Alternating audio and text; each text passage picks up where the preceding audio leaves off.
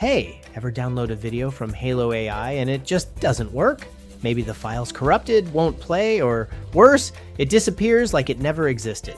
Well, I've been there too, and let me assure you, everyone messes up in one tiny corner that's ridiculously easy to fix. So, what if I tell you that you can fix this problem within a few minutes?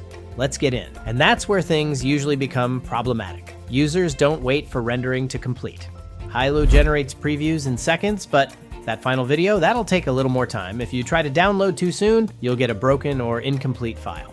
Fix number 1, make certain to always glance in the status bar. If it isn't ready to download, let it stay that way. Fix number 2, download through a Chrome browser.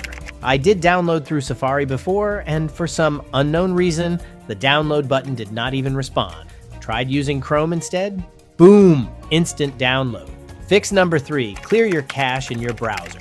No kidding, it seems obvious, but I wasted 30 minutes thinking the website was broken, when in reality, my browser was acting up.